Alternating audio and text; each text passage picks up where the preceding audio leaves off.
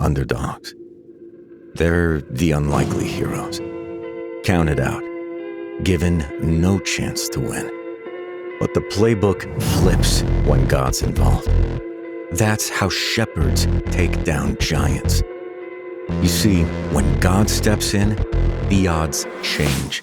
The weak become strong, the meek become mighty, and the lowly become legends.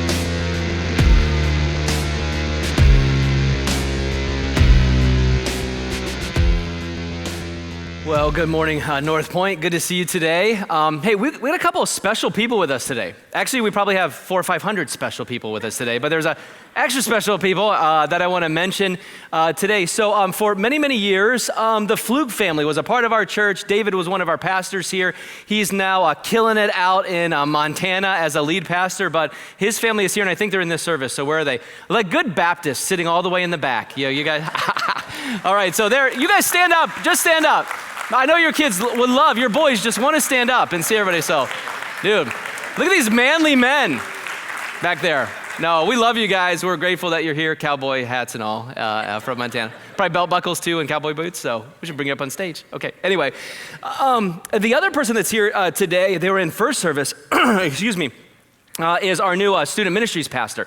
So Tom and his wife Ashlyn and Rocco and Raylan were here in first service. They haven't officially started, but if you see them around, you can say hi to them. He'll start more officially the beginning of August, but they moved in on Friday, got a house over by the high school, and yeah, we're just excited for them. So if you see him, welcome him, tell him we're so happy to have him here, and we'll get him up here on stage in a couple of weeks so you can meet him a little bit more fully.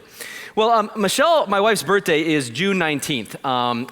Every year, it's on June 19th. And so this year, we decided that we were going to get together with some good friends of ours from Indiana named Jason and Jen. And so we met for a couple of days in Galena, Illinois. And we'd never been there before. So we're like, everybody talks about Galena. We'll go to Galena. We met them for a couple of days. And when we get together with them, we usually eat some food. The guys especially like to cook. So we cook stuff for each other. What's the latest recipes you've been doing? We play games. This time they introduced us to a new game for you board game fans. Acquire is a board game they introduced to. It's like with stocks and buying hotels and selling at the right time. Fun game for nerds. And so we learned how to do that. And then we play pickleball and we laugh and we cry and we share stories and we do all these things. This is a friendship that Michelle and I have had for over 20 years. And we actually became friends when I was a pastor at the first church I served at in Indiana. Michelle and I were newly married. Soon after we met them, they got married, and we just formed this like bond with each other. Even when we lived in Indiana, we would go away with them for the weekend up to like a suburb of Chicago and eat at a nice place, a new fun place we wanted to eat at, and we would play games and we would laugh and we would cry and we would do crazy things that I can't even tell you about because you only do that with the people you're closest to, you know what I'm talking about? And that you would think were super weird if I told you, but we do that with them because we're such close friends with each other. Now, when we've moved to different places, we've continued to have these get-togethers with them. And so we've met at different parts, really throughout like the Midwest. We sometimes go on vacation with them as well. And we just get to be ourselves. We just get to be who we are in this deep friendship. We actually, early on in their marriage, actually before Jason and Jen were married, Jen got diagnosed with cancer. And so they decided that they were going to do the wedding, go on their honeymoon. She would come back to start her cancer treatments. And so we helped walk with them through that. Jen thought because of the cancer that she'd went through, she got into remission that she probably though wouldn't be able to get pregnant and have children. So they adopted their first child, and Michelle was able to be in the courtroom with them to celebrate that adoption. They were with us during Michelle's sickness and the difficult years that she went through with her health and those things. And we've just been together with each other through decisions, life decisions and choices and having children and child rearing and all of these things that life brings at you. They cried with us and supported us when we left Indiana to first go to Ohio away from them, and then from there to Iowa. And when we told them we were leaving Ohio, they're like, yes, you're coming back to Indiana, right? We're like, no, we're going to Iowa, and we love it here. And they're like, when are you coming to Indiana? We're like, we'll probably visit, but we're probably not. We like Iowa, we're here. They're like, no, come back. And so it's that kind of friendship. One specific story I want to tell you is that one time we got together in LeClaire, Iowa, like on the Mississippi River in the Quad Cities. This is a number of years ago. And we weren't planning to do this, but we got into a conversation about blind spots. And you can't just talk about the blind spots in your life with anybody. You got to be pretty close and trusting of somebody to have a conversation about blind spots. So we kind of backed into this conversation. We're like, do we want to do this? Do we want to share each other's blind spots? We're like, yes, we can do this. Our relationship can handle it. Let's go. Well, early in the conversation, somebody said, well, I think I know what my blind spots are. And we're like, wrong. No, you don't, right? Because a blind spot is something you are blind to. Like you don't know, you don't realize, you don't see that thing, right? And so we started sharing those. And so we spent, probably an hour and a half or 2 hours talking all about Michelle's blind spots and Jason's blind spots. But we never got to Jen's blind spots or mine. And so they still to this day rib Jen and I, because you're like, we've never circled back to that conversation to be able to share with you all of your blind spots. And I've just said, well, when you don't have any, there's nothing to have a conversation. No, I'm kidding. So that's our relationship. Jason and I, we're guys, so we don't even talk to each other every month, right? Michelle and Jen talk every single week. Now, when I share about this relationship that we have with Jason and Jen, I'm sure that some of you are in your mind immediately thinking of your close friends or your best friends. And you're like, that's awesome, Jeremy, I'm happy for you, really cool, and I've got a friend that's like that. Others of you, though, are like, Jeremy, I'm really happy for you. That's really great for you, but it's kind of like salt in a wound because I've always wanted that and I've never had it. So what do you do about that? What does God say about that? And does he have any help for us in the development of friendships? And I think he does have a lot of help for us. Let's start with this. Over 2,000 years ago, Aristotle actually talked about 3 categories of friendship that'll be a helpful frame for us in talking about friendships. And Aristotle's 3 categories of friendships are that you have friends of pleasure, friends of utility, and friends of virtue. Let me put this in kind of our modern day to make a parallel to what this might be. So friends of pleasure would be people that you hang with, people that you hang out with. Maybe people that you have a common interest with, common likes. These might be acquaintances. C.S. Lewis would call them companions, right? People that you interact with and you have some level of friendship with, but you don't go very deep at all. It's more surface level kinds of things. But you enjoy them, and for the most part, and they enjoy you. The friends of utility would be people that you network with. So friendships that you need to have for the sake of your career, coworkers, colleagues, friends on LinkedIn together. This could also be maybe people that you are on a community foundation with or some kind of community service and you're on a board with them and so you work together with them towards some other initiative or project and so you have a friendship with them, but it's really a kind of a networking friendship of utility. This could also be your neighbors that you have, right? You better have some level of relationship, so it's not Hatfields and McCoys, like with your neighbors, right? And so they're kind of friendships of utility. You're kind of given those, and you try to work those out to have a good neighborhood together. And then the third category would be friendships of virtue. These are people that you grow with. These are people that you do life with. These are people that you like, that you connect with, and you push deeper so that you can be real. You can be honest about who you are. You can laugh with them and cry with them. You can do life and you want to do life with them. So these are best friends, not just Facebook friends. You share laughter and tears together through the ups and downs of life. Now, you could look at these 3 categories of friendships, and I imagine the relationships that you have in your life, you could probably kind of put those in each of these categories that we have up here. And I imagine that for all of us, we have a number of people that fit into category 1 and category 2. But do you have friends that fit into category 3? It's this third category that we really want to talk about today, the deep friendships, the friendships of virtue. And here's something that is unique about friendships of virtue. It's that both parties in a friendship like this want the friendship. It's very mutual. By the nature of what it is, it has to be absolutely mutual. This is a distinct aspect of friendship that is different than all your other relationships. All other relationships basically that you have in this world are either given to you, provided for you, or you are obligated towards them. So did anybody choose the family you were going to be born into? It was given to you, right? Now, you might be able to partially choose your spouse. If they choose you, right, then you can do the marriage thing together. But you didn't choose the family you're born into. You don't really choose your neighbors. You might choose the neighborhood that you go into, but you didn't choose everybody that was going to live around you. And a neighbor could sell a house and a new neighbor could move into that. So you don't really choose those. You don't choose all of your coworkers or the colleagues that you have, right? You don't really choose those. But friends of virtue, you get to choose. C.S. Lewis already mentioned him. He is really the go-to resource for Christians on friendship in his essay on friendship in his book, The Four Loves. And he says this about friendship, that freedom is essential to deep friendships.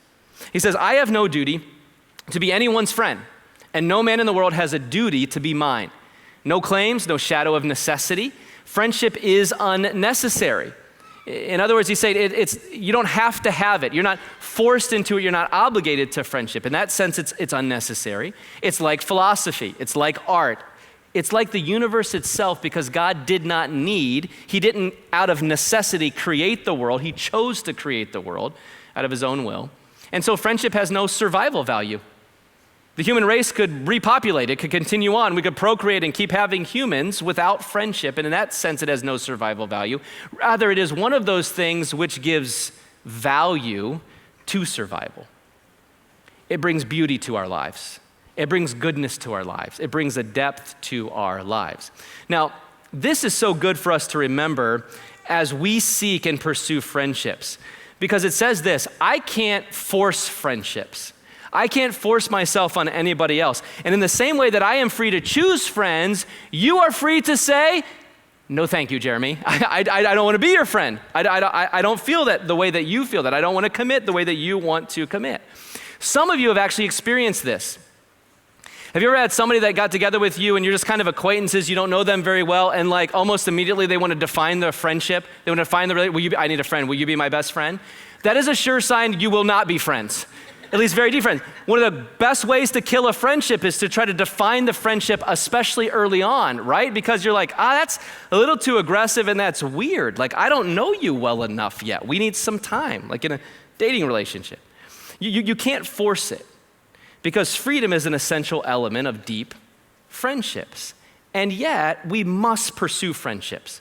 We must pursue these deep relationships. You need that virtue level friendship, deep friends, beyond acquaintances and networking. And so let's press into this category of friendship by looking at the most classic friendship we have in the Old Testament scriptures, this friendship between Jonathan and David. So if you have a Bible, 1 Samuel chapter 18, it's on page 228 in the Bibles there that are in front of you. We mentioned Jonathan last week. Jonathan was the oldest son of the king of Israel, King Saul, and he forms a very tight relationship with David.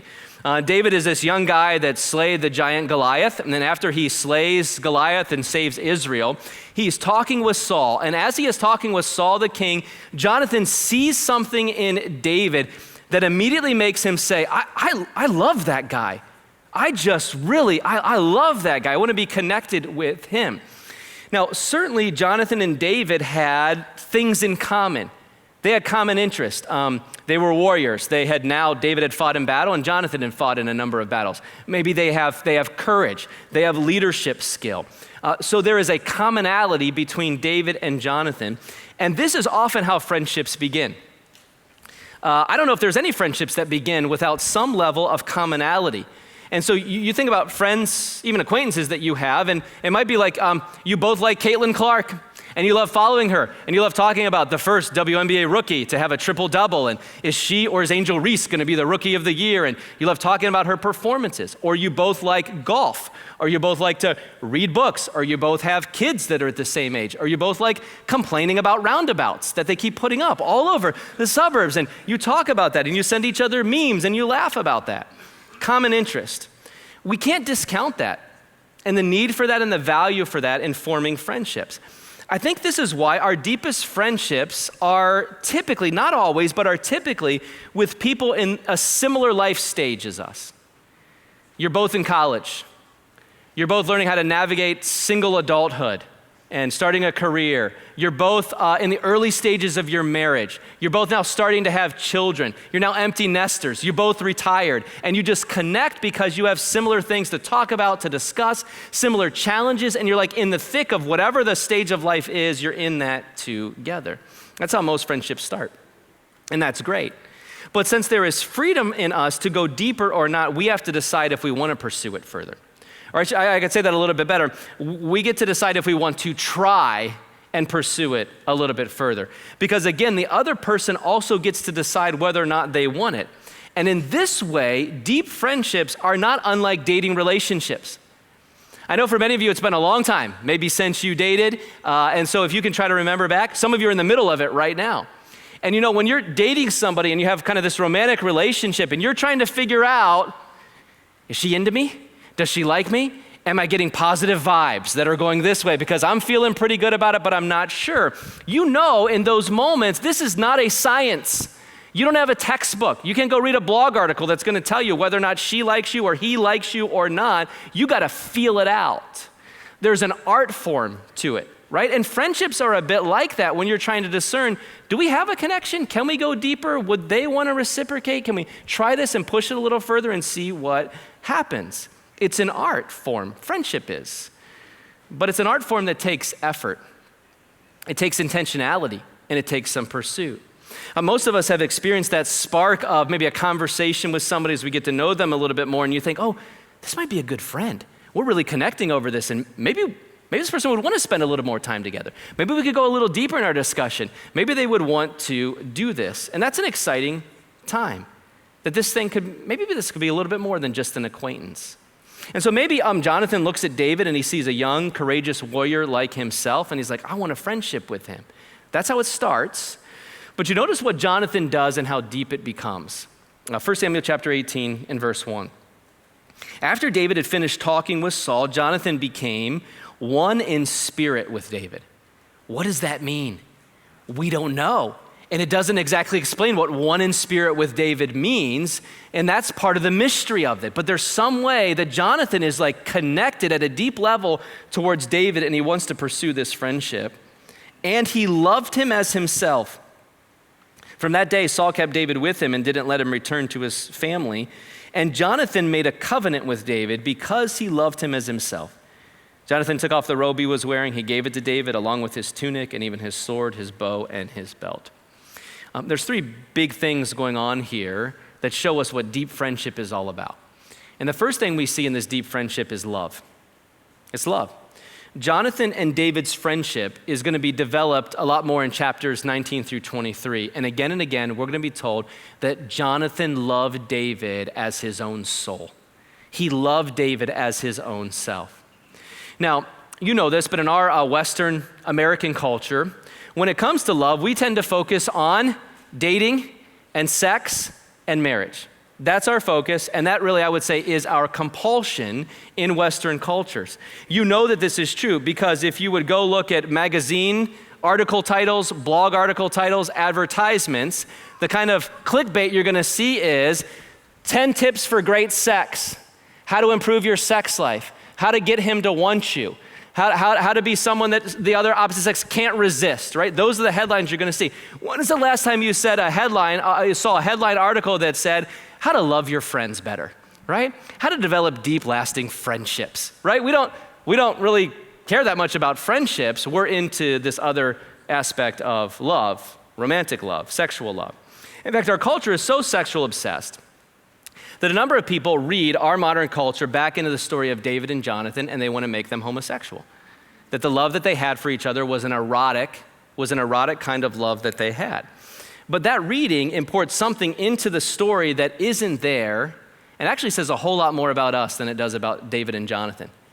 It says things about our compulsions, our focus, that we can't imagine a strong, emotional, same-gender relationship that isn't sexual. But that's exactly what this was, and it's exactly what we need, a strong, emotional, deep, same-gender friendship. Jonathan and David show us what that can look like. And so between them, we see this brotherly affection and care for the well-being of each other. It's a friendship love. We have a word for this today. You know? I don't know if it fits perfectly, but we call it a bromance. Have you heard this word before, right? Apparently you can also say womance, but that doesn't really work, I don't think. So that doesn't really go, right? I Googled it, I looked it up. It says, yeah, womance is also a thing. Anybody heard womance before? I've not. Okay, don't use it, it sounds dumb. Okay? But bromance is intended to describe a non-sexual, same-gender, deep friendship, right? And so in that way, that's pretty good. But even what Jonathan and David have going on here is more than that. It's a little hard to describe exactly what this love is. But we can see what it was like when a little later on, King Saul comes to his oldest son, Jonathan, and says, I want you to kill David. And Jonathan says, Dad, what are you talking about? There's no way I won't do that. And you need to relent from pursuing him. He's a good man. He stands up for David.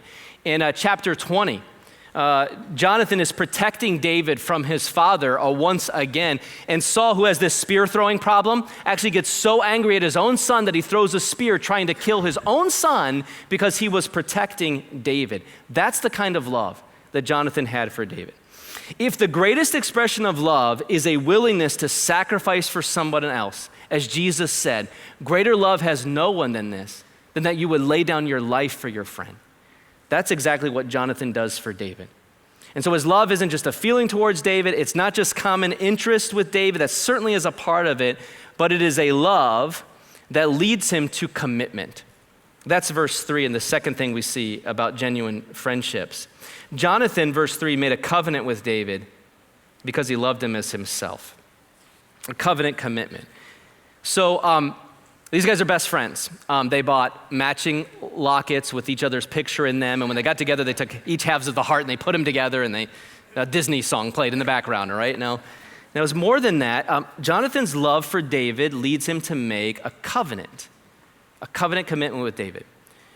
Maybe you've heard about covenants from the Old Testament before, but covenants are really key to understanding the entire Bible and the story of God. And they were such a significant part of the culture of this day. What would happen in a covenant is that more than a contract, more than just a binding agreement that is transactional, where one party says, I'm going to do this and you're going to do this, a covenant is based on vows and promises and words like loyalty and commitment and devotedness that is relational, not primarily transactional.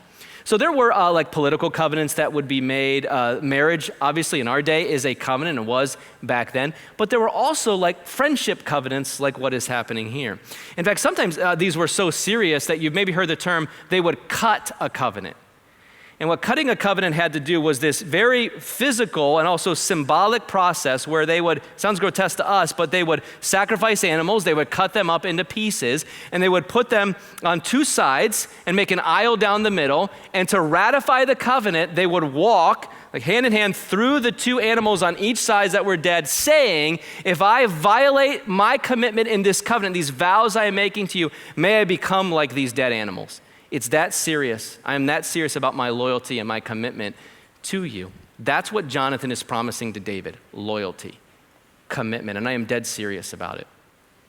There's a word change, actually, that's very interesting that takes place a little bit later on in the story that talks about this covenant that Jonathan makes with David. In chapter 18, when it talks about Jonathan's love for David, it uses a Hebrew word, ahava. It's a word that means brotherly love. Family kind of love. It's a strong word. It's a really good word.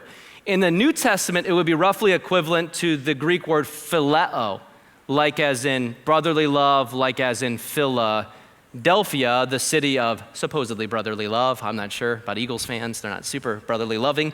But that's where that word Philadelphia comes from, this Greek word phileo, and then goes back to this first word that is used for Jonathan's kind of love for David, a brotherly love.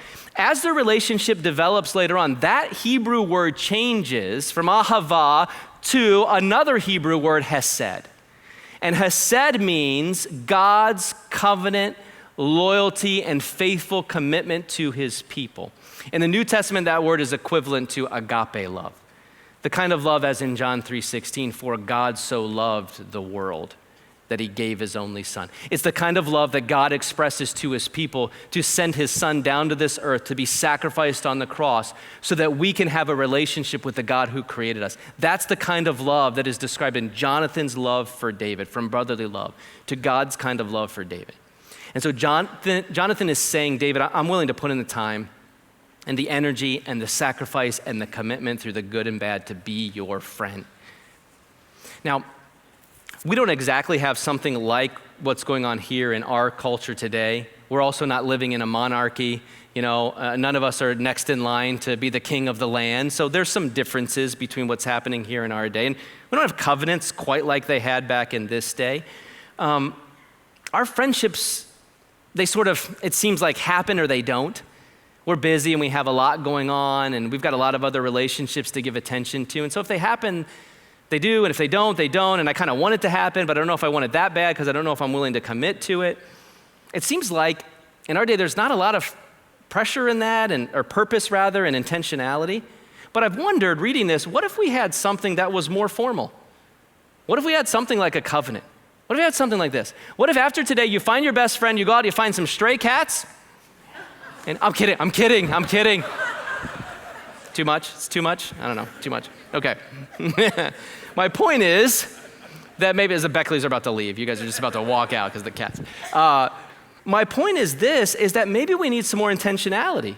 It's kind of like all in devotedness to someone else, to walk through life with someone else like this, purposefully. Do you have that in your life? Are you open to it? Are you willing to maybe take some steps towards that? You can't have this with 15 people. You can't have it with 10 people. You probably can't have it with 7 people, although that's a great number, but probably too many. We're probably talking 1, 2, maybe 3. That's what we're talking about. Maybe there's some men or women in your community group or your Bible study or another group that you're a part of that love Jesus, and you're like, maybe we need to try to push this a little bit further relationally. Well, Jonathan's commitment to David leads him to make an immediate sacrifice for him. Notice what verse 4 says as they ratified this covenant. Jonathan took off the robe he was wearing. He gave it to David along with his tunic, even his sword, his bow, and his belt. Any idea what might be going on here? I mean, this is them like ratifying their covenant, but there's something even deeper. Remember, Jonathan is Saul's firstborn son. And in a monarchy, if you're the firstborn son, what does that mean for you? You're next in line to be the king. And David is basically taking the kingdom, or rather Jonathan is taking the kingdom and his right to be the next king, and he's handing it over to David. It's like, I think this is what God wants. I think God has anointed you, and I love you, and I will sacrifice the kingdom for you to be the king, David. I'm giving it to you. That's a big deal. When you are next in line to be king and you are an accomplished warrior, you don't just give your sword and the kingdom over to anybody. But that's exactly what Jonathan does. You know, I have all these daughters that God has blessed me with. And I imagine that someday a number of them will want to get married, right?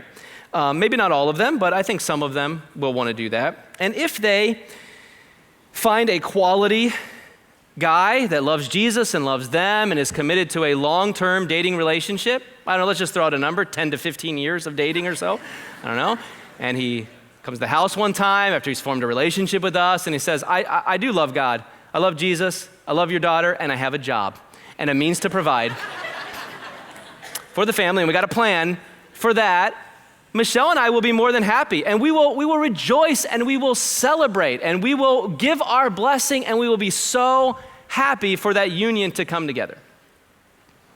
But if someday some bozo shows up at my front door having known my daughter for 3 weeks and says, I'm gonna marry your daughter, it's gonna be a hard no, right? There will not be blessings, there will be cursings, and we will maybe talk about cutting a covenant right in that moment and what that might look like, right? Because my daughter is no trivial thing, and marriage is no trivial thing. We're not just gonna give them or give a blessing to anyone at all. This is a big deal. And so for Jonathan to love and to commit to David like this was no trivial thing, to be willing to hand him the kingdom. So for Jonathan, their friendship is not just about having a good time. It's not just about common interest. It's about loyal, faithful commitment for the good of the other, for the good of my friend, and I'm willing to sacrifice for that. And so he acts in the best interest of David, and he shows it. He doesn't just use David because David can drive him somewhere, because David will give him status, because David will introduce him to somebody else, because David could give him information, and other people will look at him and be like, look at my friends and what circle I get to run in and what I look like. That's not why Jonathan is with David. He loves David for David. Many of us, I wonder if we've struggled with deep friendships because we kind of have this problem. We use friends and we lose them. Because we maybe don't even realize we're doing it, but we're only getting to know people for the status they give us, what they can give to our relationship, what I can gain from them, what information I can get from them, how much fun we have together, and then when that's not happening anymore and I've kind of used up and I've got what I can, I drop them and I move on to somebody else. So like whenever it's inconvenient or it's not exactly what we want, we pull back from the relationship. Do you ever feel this? Has someone done this to you? If it has, you know what that feels like, and it doesn't feel good. It hurts. Have you ever done that to somebody else? Use somebody for their status, their position, their information, for how it makes you look? It hurts. That kind of thing keeps us from establishing deep friendships because you don't do that with a true friend. You genuinely love and commit to each other, and you're willing to walk through some awkwardness with them, and you're willing to walk through some pain with them, and you're willing to walk with some hard things, some messy things. And sometimes you're going to get hurt in friendships, but we need them. We need this commitment, or we'll never go deep. You'll never have a Jonathan unless you're willing to invest like this.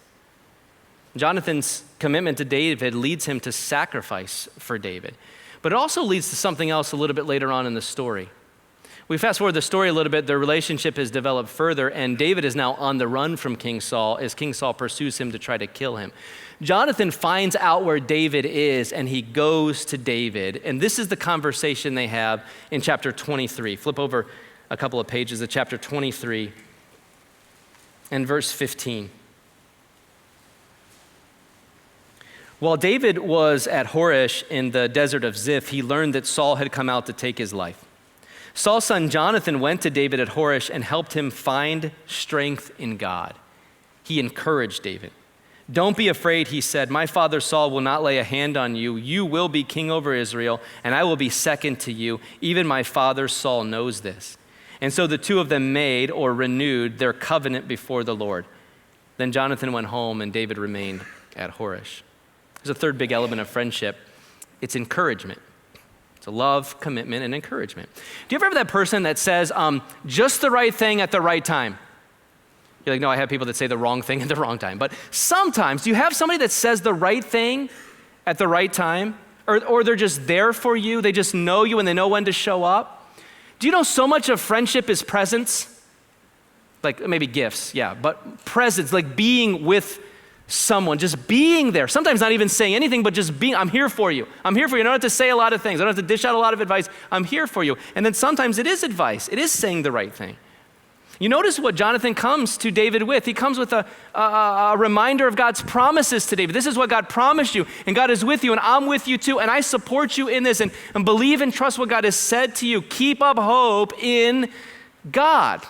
It's direction towards looking to God and God's promises. This is what we need. We need a friend to be present with us. We need to be present with our friends and point them to God. It's interesting sometimes as followers of Jesus, if you're a Christian, you follow Jesus, and you have a friend that goes through a difficult thing, you never want to be that person that just slaps a Bible verse on pain, right? Like, I'm going to give you the cliche Christian thing, right? Do your best, God will do the rest, or some kind of thing, and just things that people say, and you just want to, here's one Bible verse like it's a pill, and it's like I'm giving you an Advil Bible verse pill, and your life is going to be better, buck up, buttercup, you don't want to do that, and I'm a pastor, and I don't want to do that. But sometimes because I don't want to do that, and I don't want to give cliches, and I don't want it to feel, like unnatural, and I don't want it to feel like I'm just giving somebody a pill, I kind of pull back, even as a pastor, sometimes from maybe directing people to the hope in God that I should be doing, because I don't want to be cliche. But look, if we're followers of Jesus Christ, what is our ultimate and really only hope? It's the promises of God. It's the truth of God. It's what he has done in our lives, what he has always done, how he has always been faithful. And so somehow we got to figure out, how do we navigate this in our friendships where we're not cliche, we're not just throwing a Bible verse, and we don't think that if I give you a Bible verse, your life is going to get better instantly, but how do I point people to God and his promises? I only have so much to bring them by my presence. They need the presence of Jesus right in their lives. And we know God has been faithful to us. We can bring that to our friends. You know this, so much of the hope that God wants to bring to us, so much of his truth and his promises and the ways he grows us and he is present with us is mostly through us. Human beings is who he uses, who know him and love him, to be his presence in the lives of our friends. And he wants to do that through you.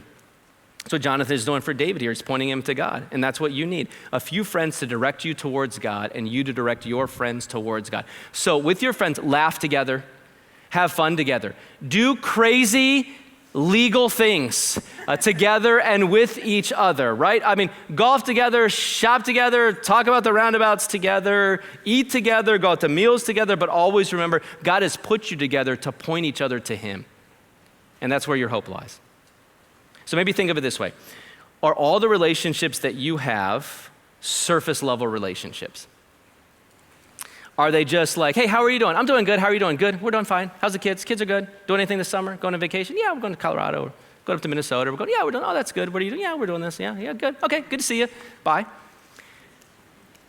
Many of your relationships are going to be like that. I mean, we're Iowa nice. Don't stop being Iowa nice. You know, it gets ridiculed sometimes. It's good to be nice to people, right? And a lot of your relationships are going to be on that surface level, and they should be, and it's fine, and it's okay. But do you have one or two or three relationships that go beyond the surface, that are outside of those first two categories of Aristotle, and it pushes into the friendships of virtue, the deep friendships, where you can be yourself, where you can be encouraged and bring encouragement. Sometimes in these relationships, encouragement looks like a kind, affirming word. It looks like what we think of as encouragement. It could be a text, a phone call, a card, a note. Hey, let's go out for coffee. Let's grab a drink together, and we just encourage each other. But sometimes it also looks like what the Bible calls exhortation, where friends challenge each other and push each other. Loving a person enough to tell them, hey, well, maybe if you're ladies, you wouldn't do this, but guys, hey, you're being an idiot. You know, stop treating why are you doing that to your family? Why are you doing that to your wife? Or, you know, I know you like to have a beer, but like you're drinking a lot and more than you used to. Are you sure that's under control? Are you sure the wine is it's like a glass or two and you're not like drinking a bottle? Right? You need friends that'll ask you those questions, that'll say those. Do you have anybody in your life that can do that for you? And that if they did that to you, you would receive that from them, right? And you would say, they care about me, they love me, and they want what's best for me. And I might want to punch them for a second, but then, no, that truth is good, and we can work through this because they love me. It's actually a good sign that you have deep friendships if they would tell you the truth no matter what, and you could receive it from them. Do you have anybody like that in your life? A while back, I had a very, very close friend that I had a falling out with. And if you've lived very long, you've probably had something like that happen to you as well. It's painful. I know it was painful on his end, very painful on my end. And when that happens, it can make you pretty hesitant to open up and to continue to push into friendships in the future because the hurt is real and difficult. And so after this happened, another good friend called me and he said, hey, I know you've gone through this stuff. I know it's been painful. I know it's been difficult. He said, I just want to encourage you. I've seen this happen to other people before, and sometimes they close themselves off and they don't engage in deep friendships anymore. And I want to encourage you not to do that. Don't give up on friendships. Don't do it. Keep pursuing relationships and friendships with people. You need it. And I just felt like God wanted me to give you that word. You know, that's exactly what I needed. It's what I needed to hear. And I received it from him as a word really from God.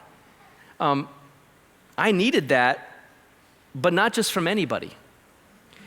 If a number of people would have said something like that to me that don't know me very well, I would have said, thank you very much, but it's kind of annoying because you don't know me, right? You don't really know who I am. And we haven't really built a relationship for you to speak to me that way. And you know that. That's just, I'm being honest with you, but that's just plainly true. That's why we need deep friendships. So we open ourselves up and we're willing to receive those things. The word that this friend spoke to me was well spoken and well received. We need the care side, we need the challenge side, encouragement and exhortation, we need grace and we need truth. So let me finish up with this. Who's your Jonathan? Or who's your Joanna? We're talking about Jonathan and David. I want to make it equal here. Who's your Jonathan? Who's your Joanna? Do you have that? It would be absolutely amazing in this moment right now, I was thinking about this, is if your best friend's name actually was Joanna. That would be pretty cool, right? The Spirit is speaking directly to you right now with this. Who are you being a Jonathan to?